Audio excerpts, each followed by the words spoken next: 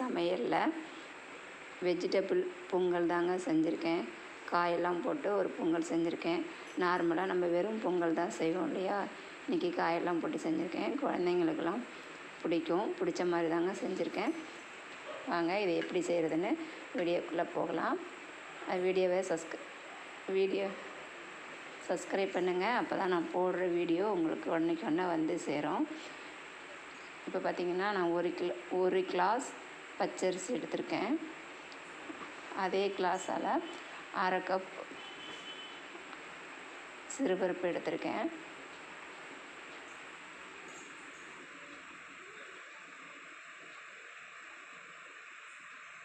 இதை நல்லா கொட்டிட்டு நல்லா 2 வாட்டி கழுவி எடுத்துகிட்டு வந்துடலாம். 2 வாட்டி நல்லா கழுவிடுங்க.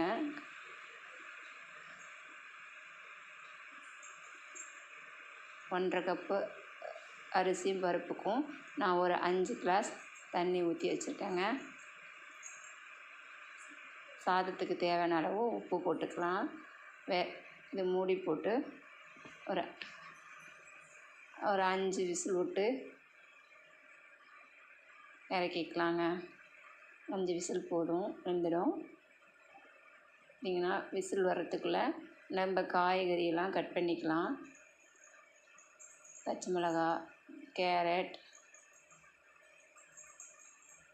நான் நீட்டாக கட் பண்ணியிருக்கேன். நீங்கள் குட்டி குட்டியாக கூட கட் பண்ணிக்கலாம்.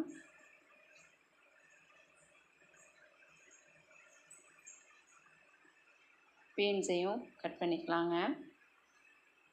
நீங்கள் வீட்டில் பட்டாணி இருந்தால் கூட போட்டுக்கோங்க. என்கிட்ட பட்டாணி இல்லை. பச்சை பட்டாணி சேர்த்தா கூட இன்னும் டேஸ்ட்டாக இருக்கும். அதேமாரி நம்ம உருளைக்கிழங்கையும் குட்டி குட்டியாக கட் பண்ணிக்கலாம்.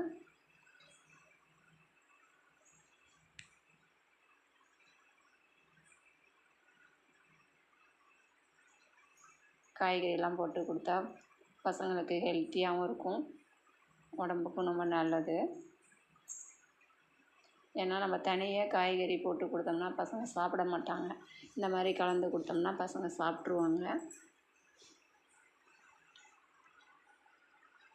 வெங்காயம் கட் பண்ணிக்கலாம். அடுத்து பார்த்திங்கன்னா அரை துண்டு இஞ்சியை குட்டி குட்டியாக கட் பண்ணிக்கலாங்க.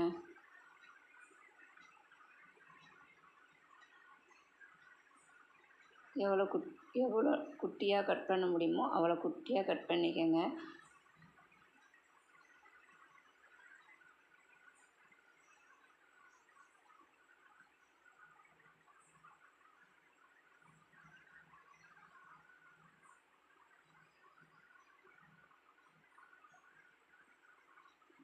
ஒரு வெங்காயம், ஒரு தக்காளி, அரை துண்டு இஞ்சி, காரத்துக்கு 3 பச்சை மிளகாய், காய்கறி உங்களுக்கு தேவையான அளவு எடுத்துக்கோங்க.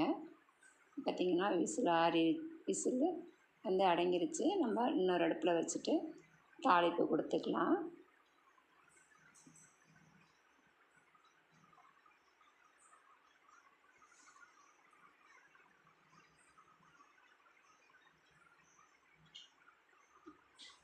அடுப்பை பற்ற வச்சு கடாய் காஞ்சோடனே எண்ணெய் ஊற்றி நெய்யும் எண்ணெயும் கலந்த மாதிரி ஊற்றிருக்கேங்க. ஏன்னா ஒரே மாதிரி நெய்யிலேயே செஞ்சோம்னா நம்மளுக்கு திகட்டும். அதனால தான் நான் நெய்யும் எண்ணெயும் கலந்த மாதிரி சேர்த்துருக்கேன். நம்ம கட் பண்ணி வச்சுருக்க இஞ்சியை நல்லா செவக்க விட்டு வறுத்துக்கலாங்க, வதக்கிக்கலாம்.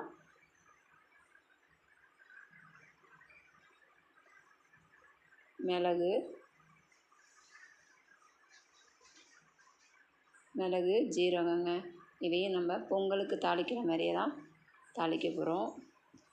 பார்த்திங்கன்னா முந்திரி பருப்பு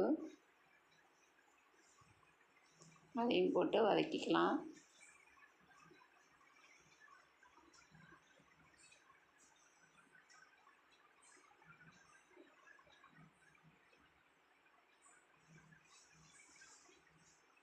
நம்ம கீந்து வச்சுருக்க பச்சை மிளகாய், வெங்காயம் இது ரெண்டையும் நல்லா வதக்கிக்கலாம்.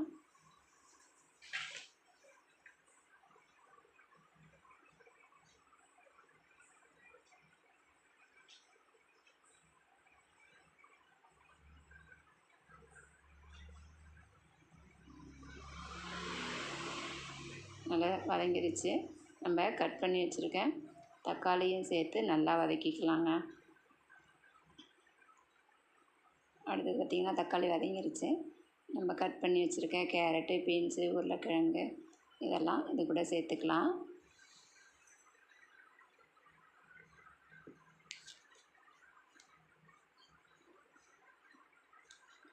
கருவேப்பிலை,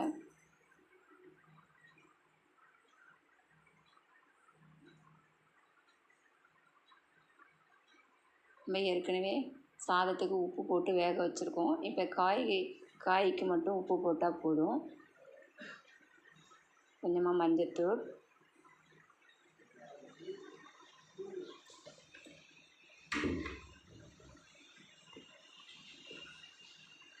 போட்டு நம்ம கலந்துச்சு. காய்க்கு தேவையான அளவு தண்ணி ஊற்றி காயையே வேக வச்சுக்கலாங்க. அடுத்தது பார்த்திங்கன்னா நான் இந்த காய்கறி பொங்கலுக்கு நான் தேங்காய் சட்னி தான் அரைச்சிருக்கேன். தேங்காய், உடச்சக்கடலை, பச்சை மிளகாய், இஞ்சி வச்சு அரைச்சிட்டு ஒரு தாளிப்பு கொடுத்தோம்னா தேங்காய் சட்னி ரெடி. இப்போ பார்த்திங்கன்னா காய்கறியெல்லாம் நல்லா வெந்துருச்சு. நல்லா கலந்து விட்டுட்டு நம்ம வேக வச்சுருக்க பொங்கலோட நம்ம கலவையை சேர்த்துக்கலாம், காய்கறியை சேர்த்துக்கலாம்.